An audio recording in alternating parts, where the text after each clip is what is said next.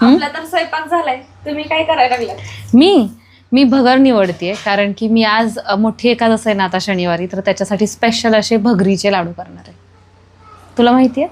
नाही, मी तर पहिल्यांदाच ऐकले. हा, चल तुला दाखवते कसे करायचे ते. सगळ्यात अगोदर तर आहे ना काय करायचं माहितीये का, ही भगर भाजून घ्यायची. काय केले माहितीये का, ही भगर आहे ना निवडून झाल्यानंतर एका सुती कपड्यानं मी फक्त पुसून घेतलेली आहे. तुम्ही धुवून घेतली तरी पण चालेल, पण त्यापेक्षा मला असं वाटतं पुसून घेतलेली चांगली, कारण की भगरीवरती असंही म्हणजे स्वच्छ जर आपण पॅकिंगची घेतली तर एवढी काही घाण वगैरे नसते. तर त्याच्यामुळे आता आपण ही भगर भाजून घेतोय. भाजून घेताना आहे ना मोठा गॅस केलेला आहे आणि साधारण एक 5 मिनिट आपण याला थोडीशी फुलेपर्यंत भाजून घेणार आहोत.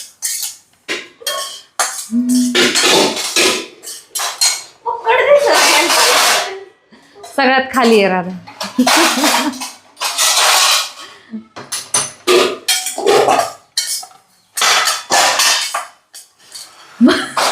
भांडे लावून टाकावत का नाही लगेच. तर आहे ना सुरुवातीला हाय फ्लेमवरती साधारण एक 5 मिनिटच आपल्याला ही भाजायची आहे. तुम्हाला लगेचच थोडासा फरक जाणवत असेल. हलकी अशी ही फुललेली आहे, थोडी पांढरी झालेली आहे. आता आपण काय करतोय, गॅस बंद करायचा आहे आणि ही भगर आहे ना एका ताटामध्ये मी काढून घेते.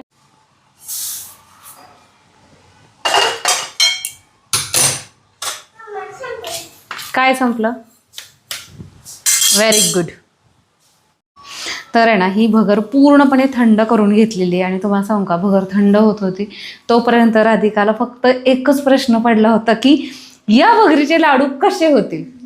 तिला आता दाखवायचे कसे होते. तर इथं काय केलंय, हे ब्लेंडरचा जार घेतलेला आहे आणि त्याच्यामध्ये आणि आता आपण ही फिरवून घेऊया.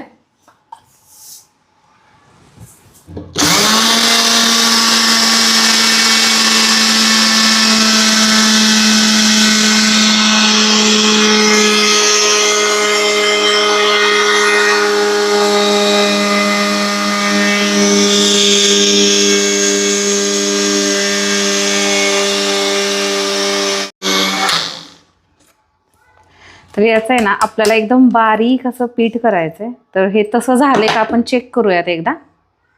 झालंय. तर बघा हे असं एकदम बारीक असं आपल्याला याचं पीठ दळून घ्यायचं आहे.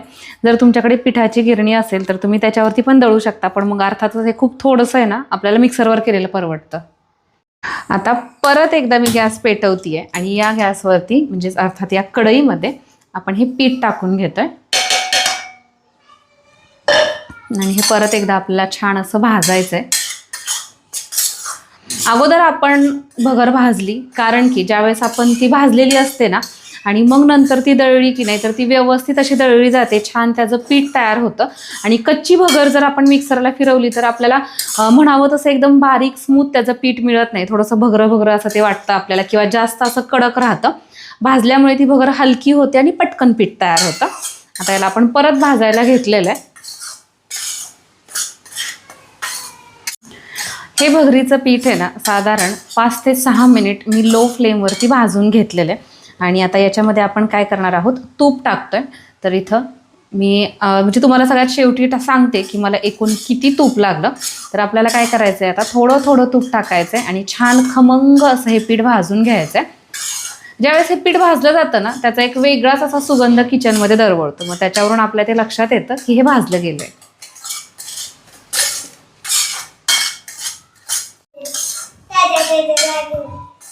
तर इथं तुम्ही बघताय सुरुवातीला आपण जे तूप टाकलं होतं की नाही ते पिठाने पूर्णपणे शोषून घेतलेलं आहे. आणि असं पूर्णपणे शोषून घेतल्यानंतरच आपण परत पुढचं आपलं जे तूप आहे ते टाकून घेणार आहोत.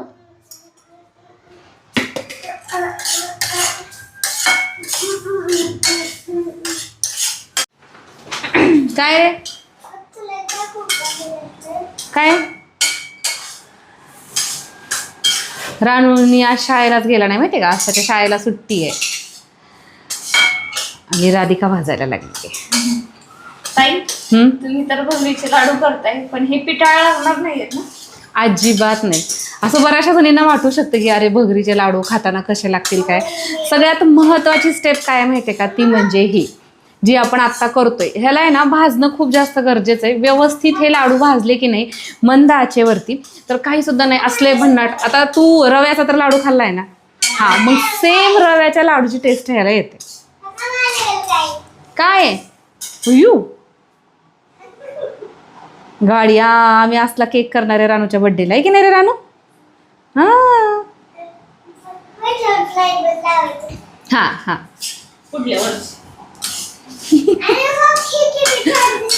चला आता ह्यातलं तूप आणखीन परत एकदा कमी झालेलं आहे. आता आणखीन तूप टाकूयात आपण. ओ रे थांब 2 मिनिटं, आमचा गॅस चालू आहे. हो हो थांबा बघते. आता परत असं थोड्या थोड्या बॅचमध्ये तूप टाकायचं, म्हणजे मग ते छान व्यवस्थित असे भाजले जातात. एकदम जर खूप जास्त तूप पडलं की नाही तर मग नाही छान लागणार नाही. म्हणजे काय होणार, ते असं व्यवस्थित भाजलं जाणार नाही, दुसरं काही नाही.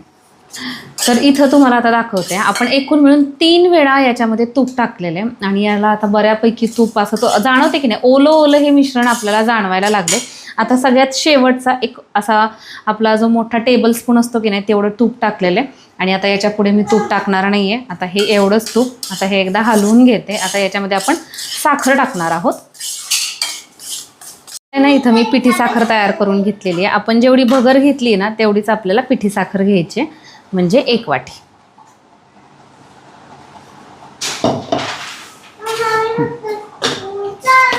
तुम्हाला खरं सांगू का, खूप छान असं हे पीठ भाजलं गेलेलं आहे. त्याला पुरेसा वेळ दिलेला आहे. मस्त खमंग असा त्याचा सुवास येतोय. आता याच्यामध्ये आपण ही पिठी साखर टाकून घेतोय आणि पिठी साखरेसोबतच आहे ना याच्यामध्ये आपल्याला विलायचीची पावडर देखील टाकायची आहे. किंवा जर तुमच्याकडे विलायचीची अशी अगोदरच तयार केलेली पावडर नसेल तर मग तुम्ही डायरेक्ट ह्या पिठी साखरेमध्येच एक 3 ते 4 विलायच्या टाकायच्या. आता हे आपण एकत्र करून घेऊया.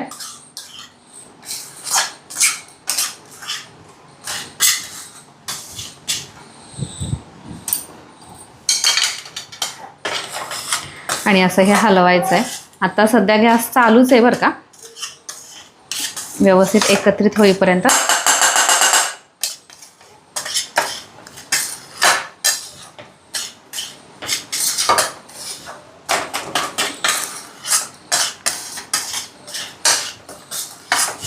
आता हे व्यवस्थित असं एकत्रित करून घेतलेलं आहे. साधारण 1 मिनिटभर आपण हे गॅसवरतीच ठेवलं होतं. आता मी गॅस बंद करते आणि हे मिश्रण एका ताटामध्ये काढून घेऊयात.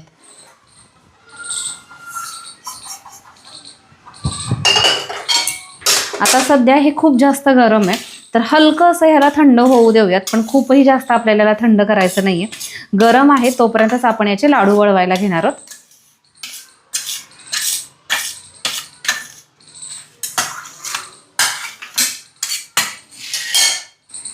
राधिकाला टेन्शन आलं तर माहिती आहे का, की हे ताई हे खूपच जास्त असं भगरं दिसतंय किंवा खूपच जास्त हे.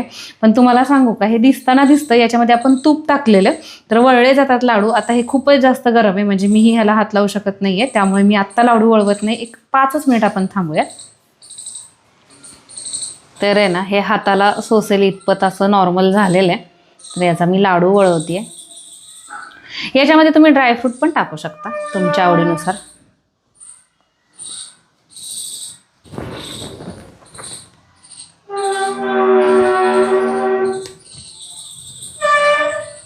तर बघा इथं तुम्ही बघताय, छान मस्त अगदी सेम रव्याच्या लाडूसारखा आपला हा लाडू झालेला आहे की नाही. फक्त काय करायचं, आता वळवताना मात्र पटापटा वळवायचे, नाहीतर मग काय करायचं सरळ, जर नाहीच तुम्हाला आता समजा थोडंसं कोरडं झालं किंवा कार झालं तर तूप सोबत राहू द्यायचं. आणि जर ते खूप भगरं वाटलं तर तुम्ही त्याच्यात तूप टाकू शकता आणि मग परत एकदा वळवायला घेऊ शकता. आता मी पटकन लाडू वळवून घेते.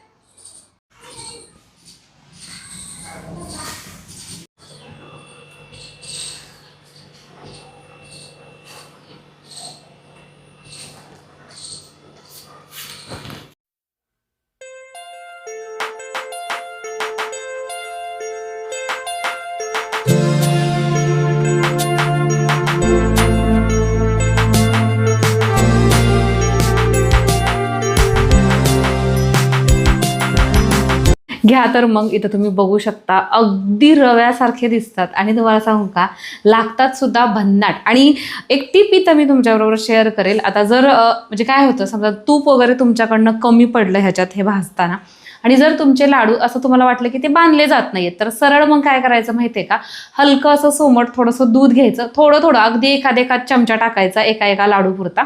आणि तेवढाच मिक्स करून तो लाडू वळवायचा. खूप सहज लाडू वळला जातो, अजिबात ठिसार होत नाही, छान मस्त असा तो घट्ट वळला जातो. चला आता हे लाडू आपण आहे ना देवाला दाखवून घेऊयात.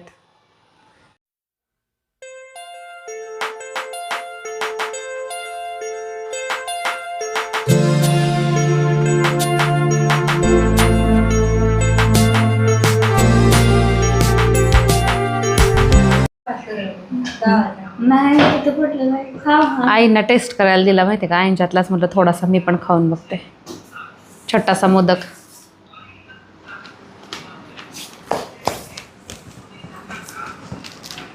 आई छान लागते की नाही.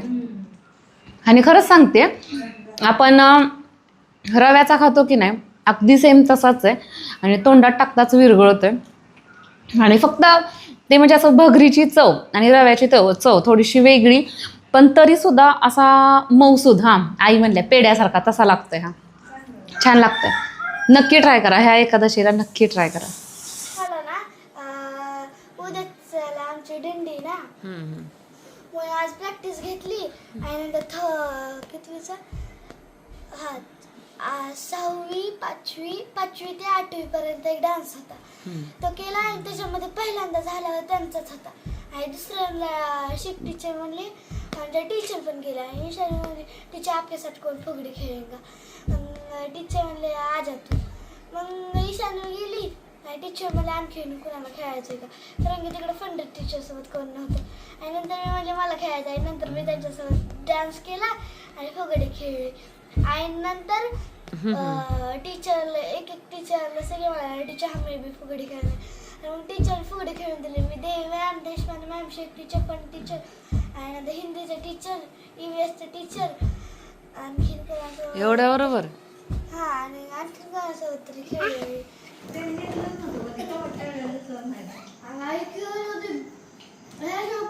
होत नाही. काय झालं सई? माझे लुडोचे 4 आणि चेसचे 2 हरवले. सोंगट्या का? हा. तू काय करतोय रे?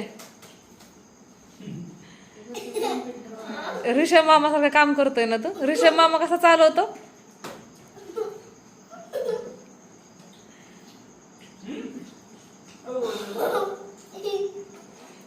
असू दे, जाऊ दे. बेडच्या मागं पडला असेल, उद्या डॅडी आल्यावर त्यांना शोधायला लाव. तिथेच पडले. मी आता जाऊन बघितले, गेलो दिसलं, वाटलंच होतं हे खूप हरवले असणार होता.